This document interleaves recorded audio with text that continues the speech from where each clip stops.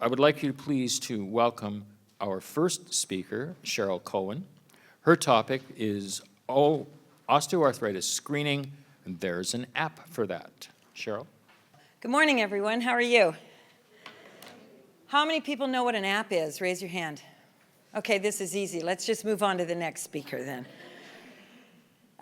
It's really my privilege to be here today to share with you some information about two mobile apps, one in particular that the group that I lead, Arthritis Consumer Experts, developed about 5 years ago, and we did that in close collaboration with Arthritis Research Canada and several of their scientific experts, and I'll get to that when I acknowledge them at the very end. But I'm excited to share with you some of the reasons why an app can actually change the awareness of osteoarthritis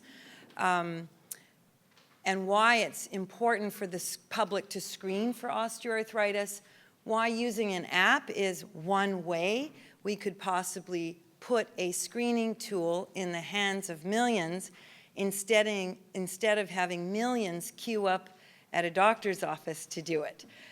So as a very baseline measure, putting the power of detection or suspicion in the hands of the user is not only, I think, beneficial for society and the healthcare system and the burden that's placed on it with the growing population of people with osteoarthritis, but would also empower, raise awareness, and actually assist dialogue, and we'll get into that as I move through the slides.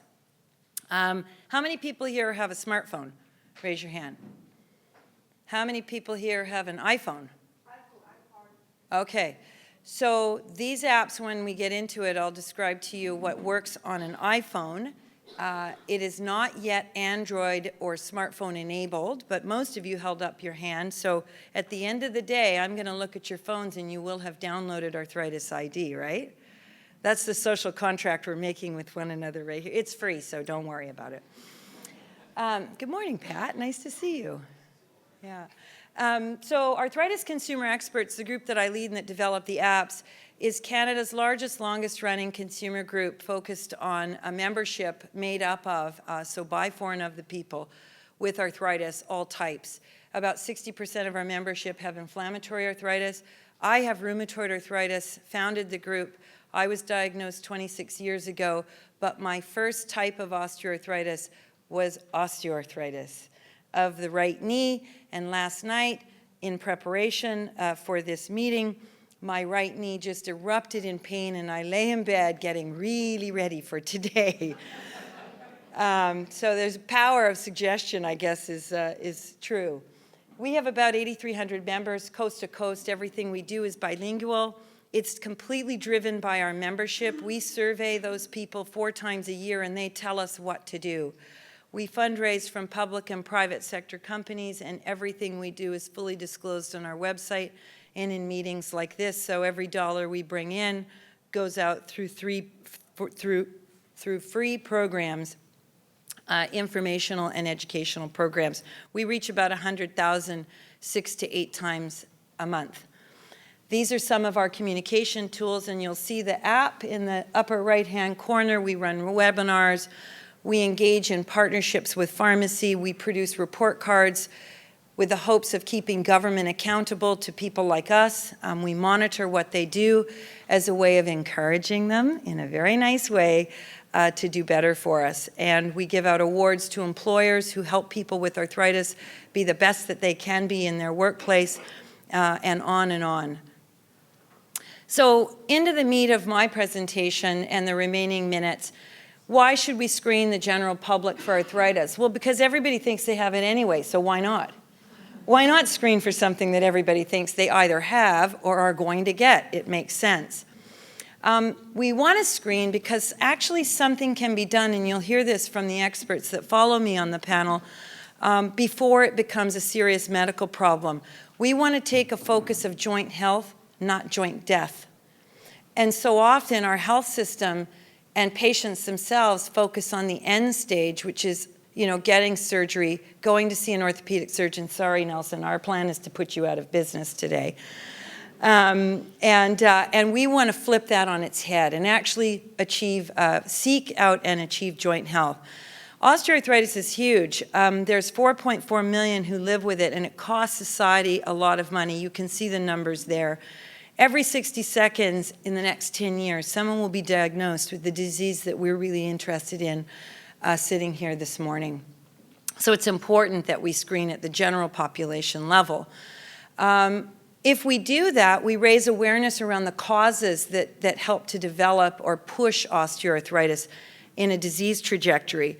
And obesity is just a classic example of that. No one wants to hear about, them being overweight, but if you tell them if you're overweight, it will have a serious consequence to your joint health. And you will lie in bed one night, bawling your eyes out with your dog looking at you, going, "What's wrong, Mommy?" You can avoid that for some types of osteoarthritis. Another reason to screen, and this is, although it's further on in this list of bullets, it's actually one of the most important reasons to screen for osteoarthritis, because there's a lot of joint pain out there that is not osteoarthritis. It's inflammatory arthritis. And if you don't do something about inflammatory arthritis within the first 6 weeks of disease symptom onset, you will slowly lose capacity function in that joint because of an autoimmune process going on in your body. So that's a very important reason to screen for osteoarthritis. And then also it leads to understanding self-care, and self-care is empowering. How many people here believe in that adage, knowledge is power? Of course, it's an easy question to answer. But what knowledge is it's empowering. It gives you power to be empowered. And empowerment means you take action for yourself, for your community, and for the health system. So why use an app to screen? Well, its very existence, an app being published on the iTunes store or the smartphone store, raises awareness, and that there's a possibility you could detect it in a very cheap and easy way. Arthritis ID empowers people to be interested in joint health, and the old DIY. If you can decorate your own house, you can possibly help the healthcare system detect your osteoarthritis as it emerges in your body. Because scientific evidence that was used to develop the app means it's a credible, evidence-based way to do it. It's free and it's fun and easy to use. It's not Angry Birds, but it's as close as you're going to get because there is a really fun screening component to it, and I'll share that with you in a minute. And also because Arthritis ID plugs you into the community. As part of the app, there's a list of resources here that links you to ARC, links you to APAB, links you to ACE, and to other groups in Canada. And I think that is one of the most powerful pieces of the app, that when you have something and you use it, you really do become part of the community. Even if we're all sitting at our homes doing this, you're still part of a community. So here's my quickie demo in the time remaining before I take questions. 18,000 people have downloaded this and said it's easy peasy, so you can do it too. Here's the screen that you'll see on the iTunes App Store. Again, the only limitation currently for Arthritis ID is it's only for iPhone and iPad. It will be expanded to Android next year. It is the most robust and downloaded arthritis app in the iTunes Store. All of the content is baked in, so once you download it, preferably on a Wi-Fi connection, once you download it, all of it functions without any connectivity to the internet, which is what our test users, people with arthritis, told us was really important. We wanted to be able to use it in Timbuktu if that's where we wanted to use it. If that's where we wanted to read up about the type of arthritis we have or screen ourselves again for gradual worsening or additional joints being impacted. Here's the home screen. I'm going to take you to the screening tool, and here's where you start. At the bottom of the screen, you see Dr. John Esdale, the scientific director of ARC, who was our wonderful video character in all of these screens. In the French version of the app, it's Dr. Diane Lacaille, who is also a senior scientist at ARC, and a former APAB member, Céline Pitre, is the patient spokesperson in the video. So ARC and APAB have been very involved in this development as well. There's the screen. I'm going to say my right knee really hurts and my right ankle. I touch it with my finger and it lights up. I hit that little X box, it shrinks. There are all the things I did. I took this test myself on September 21st, so I'm disclosing to you, you're looking at my skeleton there, guys. Don't pass it around to the Globe and Mail or anyone. And then I begin a series of 9 simple questions, and I'm not going to read them all word for word, but these are evidence-based questions that when you answer them in a certain way, there's an algorithm in the back that helps to suggest the presence of a particular type of disease. And when we get to the end of this stream of questions, ta-da, I put in my name, I can view my results. This name log, you can leave it anonymous. It goes and stays in your own phone, and you get a result, possible presence of osteoarthritis. I go and learn more. There's my menu. There's information about the disease. Here's diet, nutrition, exercises. Here, again, a reminder of the red flags. Then you can go and look at your log later. There's Celine. If that little arrow weren't in front of her face, you'd recognize her. It disappears when the video starts, trust me. Doc Talk is a nice section that helps you talk to your doctors, like Dr. Sibert, Dr. Gradanis. It's a way of helping you facilitate conversation around your disease. And then, of course, there's your screening log with all of your results captured and held in your phone for you to refer to and to help guide you in your discussion with your rheumatologist, with your family doctor, with your orthopedic surgeon, with your PT or OT. It's there for you to help empower you and help you engage in conversation. So in summary, that's hard to do this in 10 minutes. Screening for OA is a public health responsibility. We feel because of the burden of our disease, it's a responsibility for everyone to begin screening for it. Apps are reasonable, readily available, and can be used by both professionals and patients together. They help foster good patient-physician communication, and they also help foster community building. We really want to thank Drs. John Esdale, Linda Lee, and Carlo Mera, who work side by each with us to provide scientific guidance to make sure that the evidence-based supported also a fun and practical tool. As well, these are all the public and private organizations that provide us with funding. We thank them and in no way are beholden to them for the use of those funds. I want to thank you all for listening. This is some of the contact information you need if you want to engage with Arthritis ID or with our organization. Thank you very much. I'm sorry, Martina, I was about 60 seconds over, but she's tough. She's got a red card up here. And thank you, and I'm happy to entertain questions if there are any. Android going to be available? Yeah, so our plan is in the first quarter of 2016 to begin translating the code into Android. So I would say give us until late spring just to make sure we do it right. It has to be beta tested several times.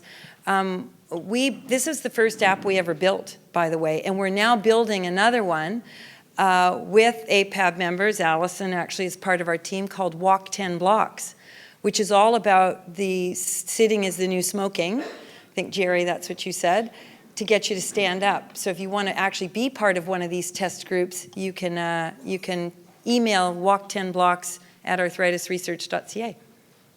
How will we know that it's available? Because if you have given permission to this group to be contacted again and you express an interest, we would be happy to share the information with the organizers of this meeting, and then they would in turn let you know that it's available and where to go. Does that sound like a good plan? Yeah, Pat. How is it being accepted by the doctors? I mean, if you go into your GP's office, because by this you probably won't be with a specialist at this point, and say this is my app and it tells me I have, inflammatory arthritis or something. How is that being received, and what should you expect? Yeah, it's a great question, Pat. It's one of the reasons we developed Arthritis ID Pro for the general practitioner community. And so the app itself has been downloaded by, I think it's of that 18,000, about 10,000 of those have been downloaded by family physicians themselves. And the way we entice them to buy in was to deliver a Main Pro 2 continuing medical education module in it. So to encourage them to get involved with the app, to use it with their patients so that when their patients came in with the other version, there was going to be a growing acceptance that this is not a tool that's diagnostic, rather it's suggestive of disease.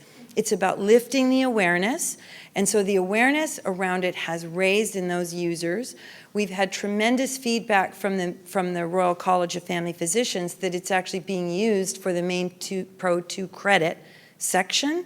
So although we haven't been able to deploy research around it, market research, which would be very expensive, the indications that we're receiving are very good. We've also taken that tool that I just walked you through, and we've worked with Shoppers Drug Mart in partnership with ARC, and we've had that on their website. We've also delivered CME to all of their pharmacists who have been using it in their stores. So I guess anecdotally, on a large scale, I can tell you it's been very well accepted. Online, we've got a question asking, is this something that can reach the older population who may not necessarily be using eye technology? Is that seen as a limitation for those that are elderly and currently affected by arthritis? Yeah, that's a great question. And one of the reasons why the year after we launched the app, we took the screening tool and put it on the internet, put it on our website, so that the screening piece and all of the information on the app is on our website. The older population, the penetration of internet use and computer use is actually trending close to 100%. So we took that barrier away by putting it on the web. So it's web-enabled, in other words. But if you want it in the palm of your hand, kind of hard to lug around your PC to your doctor's office, so we put it in the palm of your hand in an app. And Martina says my time is over, and I want to thank you very much for your time.